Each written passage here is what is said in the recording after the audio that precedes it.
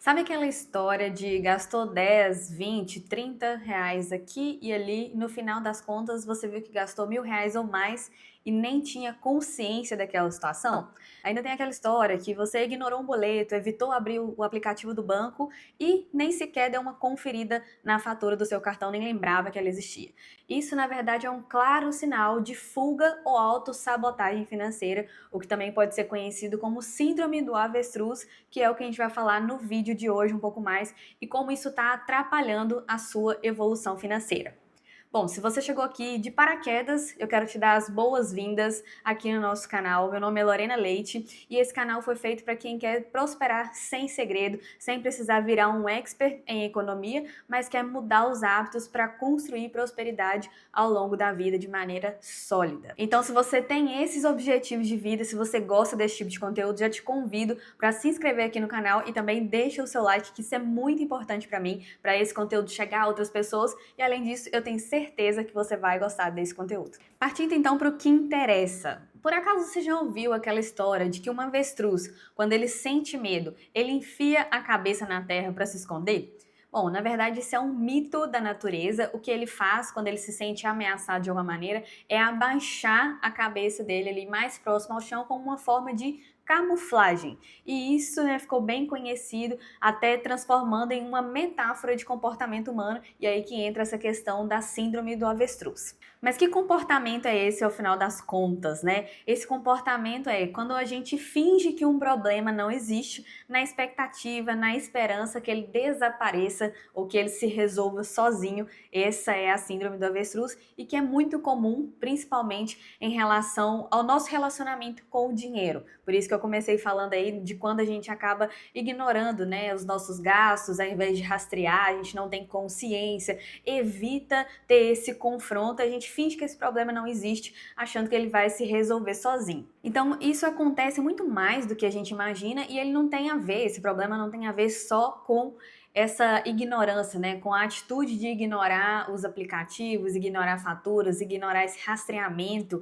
do comportamento em relação ao dinheiro, mas também até na tomada de decisões. Às vezes a pessoa até tem um controle ali interessante, mas ela fica postergando, adiando fazer algum investimento, aprender algo novo, algo que vai multiplicar a renda, simplesmente porque ela pensa que não tem capacidades técnicas ou recursos mesmo de habilidade para isso e esperando que esse problema se resolva em algum momento, né? Na verdade, esses casos a pessoa pode até achar que nem existe um problema porque tá tudo bem, mas é claro que no caso que a gente deixa de acompanhar, que ali vai crescendo, né? Igual eu falei no início, a gente, tem muitos memes nessa linha, né? Como que 11, 15, 18 reais vira R$ 1.000 na fatura? Mas é justamente porque a gente não faz esse acompanhamento, então é como se ele nem existisse, se nem existisse esse problema, essa bola de neve aí desses gastos. Mas afinal de contas, por que a gente faz isso, né? Isso pode ser conhecido, ele é conhecido na verdade, como um mecanismo de defesa do ponto de vista psicológico, como uma forma mesmo de evitação, porque muitas vezes a gente pensa que não tem os recursos necessários para resolver aquele problema. Em alguns casos também pode ser por conta de vergonha da situação, a pessoa às vezes está num momento legal financeiro, tem uma renda legal, mas não tem uma evolução financeira, gasta mais do que ganha, e isso gera um confronto com a gente mesmo. Eu não sei se você já passou por isso, mas certamente alguém que está assistindo vai se identificar. Aquele momento ali que a gente acaba tomando decisões por impulso, sendo que poderia ter tomado decisões mais inteligentes e a gente tem vergonha de admitir. É tipo quando a pessoa toma um golpe, é um golpe financeiro, né? É comprovado que a maioria das pessoas que passaram, foram vítimas de golpes, elas nem sequer contam porque elas ficam com vergonhas, né? Elas se sentem aí, de certa forma, humilhadas porque passaram por isso. Então não é simplesmente uma forma de escolha, mas sim é um fenômeno, né? Um mecanismo de defesa, uma forma de evitar mesmo esse confronto. E além disso, né? Além dessa vergonha, o medo de encarar a realidade, a falta de educação financeira, então é algo muito que vai muito mais além aí, né, da formação da pessoa, muito mais além do momento, mas sim da formação, na verdade, que eu quero dizer, e o que é, na verdade, é algo que a gente acaba correndo do problema, mas acaba tornando ele ainda maior. Então, quanto mais a gente foge desse problema, maior ele se torna. Quais são as consequências disso? Reconhecer as consequências é o primeiro passo para fugir disso, para sair desse ciclo sem fim, né? Que acaba se tornando um ciclo vicioso de hábitos que a gente acaba sendo engolido. No final das contas, a gente acaba pagando mais caro por isso. Quanto mais a gente ignora esse problema, esse consumo excessivo, a gente acaba aumentando aí, né, o nosso gasto com juros, por exemplo, né? Extrapolou a fatura do cartão de crédito, por que não acompanhei? Aí você vai sentir na pele, né, o que é pagar juros cartão de crédito, que são os juros mais altos que existem no Brasil hoje. Então, assim, vira uma bola de neve negativa, né? Ao invés de você usar juros trabalhando a seu favor, você vai pagar juros e vai ficar perdendo dinheiro. Uma outra situação, né? Quando você ignora isso, você acaba perdendo oportunidades. Quanto menos a gente tem clareza de como é o nosso cenário financeiro, de como é o nosso contexto para tomar decisões, o nosso planejamento, menos preparado a gente está para tomar decisões até em situações de oportunidade, onde tem um bom investimento. Hoje, por exemplo, né, a gente está num momento de taxa Selic alta, onde a gente tem aí a maior taxa de juros em quase 20 anos, que seria um bom momento, por exemplo, para renda fixa. É um rendimento aí mais confiável, mais seguro, e quando a gente não tem clareza disso, a gente sequer consegue aproveitar essas oportunidades. E eu acredito que além de não ter clareza, de acabar perdendo dinheiro por juros, perder a oportunidade pode ser um impacto ainda maior do que aquele dinheiro que vai pelo ralo mesmo. Nisso, eu ainda comentei só sobre resultados mais palpáveis, né? Falando aí de juros, falando de oportunidades perdidas, mas se a gente for parar para pensar bem no resultado emocional que isso causa, o impacto é ainda maior. Quando a gente ignora isso, ou acha que não tem um problema, ou acha que vai ficar tudo bem, né? Ah, deixa lá que depois quando der eu resolvo. Isso acaba causando um estresse constante e até uma paralisia por ansiedade, porque você fica ali sem saber o que fazer, você sabe lá no seu subconsciente que tem alguma coisa errada e que você precisa resolver. Mas ao mesmo tempo você ignora, depois eu resolvo, ou quando eu tiver a oportunidade eu resolvo. E aí nesse meio tempo, né, essa ansiedade vai crescendo e a gente acaba ficando paralisado justamente por não saber o que fazer, por não acompanhar e principalmente por ignorar, né, fingir que esse problema ele não existe. Fazendo uma conexão aí com a educação financeira, a síndrome do avestruz ela é um dos principais obstáculos para a nossa prosperidade, para a nossa evolução financeira, e ela se manifesta principalmente em 3 tipos de pessoas.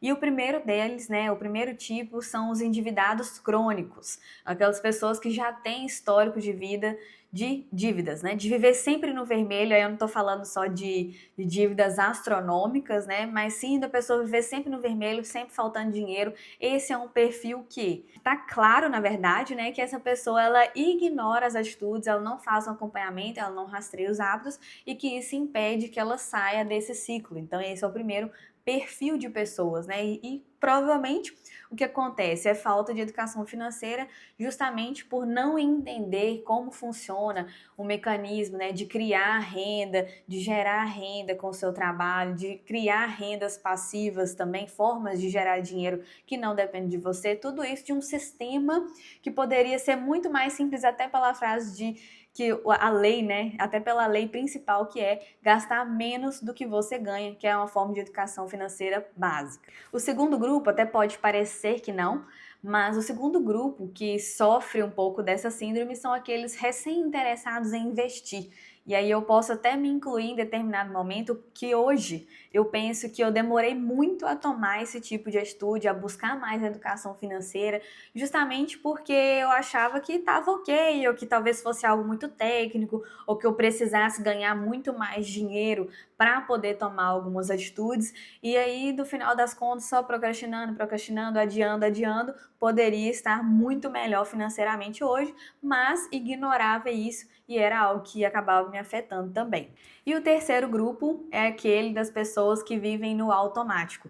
Pode até ser que essa pessoa não esteja em dívidas, mas ela vive simplesmente ali para trabalhar, pagar contas, vive como se o presente fosse eterno e nunca para planejar o futuro. É como se essa pessoa não enxergasse, por exemplo, um cenário onde ela não depende da força de trabalho dela, ou acha que no futuro, em algum momento, ela vai ter sim uma renda, vai ter uma aposentadoria que não vai depender dela, mas sem ser protagonista aí desse plano, sem criar realmente um plano detalhado para chegar nesse ponto, simplesmente esperando que daqui a alguns anos essa situação se resolva, e a gente está aí careca de saber que na prática não é o que acontece, que muitas pessoas chegam aí na fase de 60, 65 anos sem saber o que fazer, dependendo de INSS aí no momento de fraude, correndo risco de nem sequer aposentar e tendo que trabalhar por mais tempo. Então, se a gente não tomar atitude, realmente não criar esse plano, ficar adiando, viver como se o momento de hoje fosse eterno, que a gente sempre vai ter a mesma força de trabalho, é claro que lá na frente a gente vai pagar essa conta literalmente. Então, para você começar a virar o jogo, eu quero deixar algumas dicas simples e práticas, mas que fazem toda a diferença nesse momento aí, nessa mudança de atitude, para você parar de se camuflar e fingir que esse problema não existe. E a primeira delas é você fazer aí um raio-x das suas finanças dos últimos 3 meses. Como foram os seus gastos, as suas entradas, para você reconhecer ali alguns hábitos de consumo, como você tem agido até agora. E se você quiser fazer isso de um histórico ainda mais longo, você pode até fazer um rastreamento de quanto você já recebeu de dinheiro até hoje. Acredite que essa é uma pergunta que confronta muitas vezes. Se você pensar no quanto de dinheiro que já passou na sua mão e o que você já realizou com isso, eu tenho certeza que você pode ficar extremamente incomodado com essa resposta. E se você não ficar, é porque tá tudo certo ou porque ainda não deu aquela virada de chave. Então já faz esse raio-x aí, dá uma olhada nas suas finanças, nos seus hábitos nos últimos meses para ver o que pode ser mudado. E a segunda dica é você começar a fazer aí um acompanhamento dos seus gastos nos próximos 30 dias. E aí você pode fazer da forma como você achar melhor e a forma que você achar que você vai menos ignorar, que não tem chance de ser ignorada.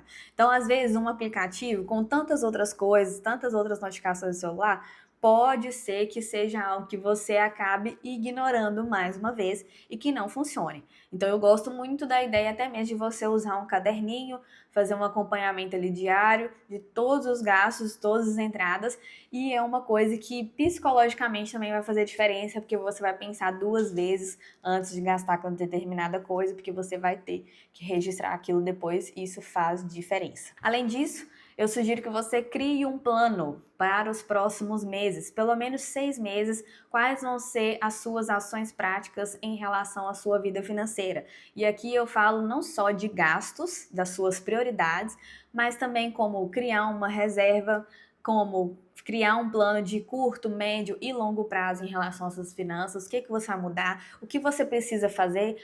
Eu preciso aprender mais sobre investimentos, eu preciso fazer um curso de aprimoramento na minha área que vai me dar chances de ser promovido ou de prestar um serviço extra ou de cobrar mais pelo meu trabalho. Você vai fazer um plano para você seguir à risca. E o quarto passo é você criar um dia fixo na semana para você revisar esse plano, fazer um acompanhamento e ajustar o que precisa ser mudado ali. A ideia é que você tenha um plano que seja realizável e não só algo rígido, inalcançável, mas sim uma meta que seja alcançável no seu contexto de hoje, para que então você comece a evoluir. Lembrando que isso, é um jogo de médio, é um jogo de longo prazo em que você vai colher lá na frente e que com certeza o seu eu do futuro vai agradecer muito. Caminhando para o final do vídeo, eu tenho certeza que você já ouviu falar em autossabotagem, fuga financeira ou qualquer coisa do tipo, ou até o próprio termo síndrome do avestruz.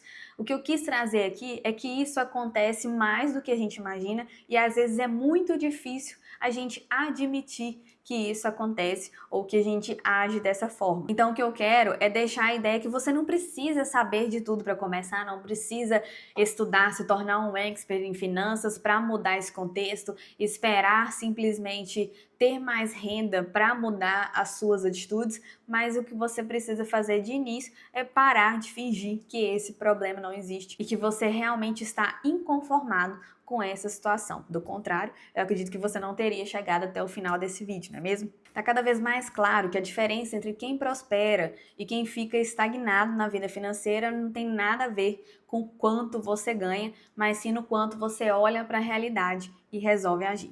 Eu espero que esse vídeo tenha feito sentido para você, que faça sentido para as suas próximas ações e que você tome atitudes que vão de encontro ao seu plano para você prosperar sem segredo. Então eu quero te convidar mais uma vez, se você ainda não se inscreveu, se inscreve aqui no canal, deixa o seu like e eu quero que você me conte também uma experiência sua, se você já fazia algo do tipo, se tem algo que você passou a fazer e que te ajudou a deixar de ignorar esses problemas para finalmente evoluir e ter uma transformação financeira de verdade. Muito obrigada e até o próximo vídeo.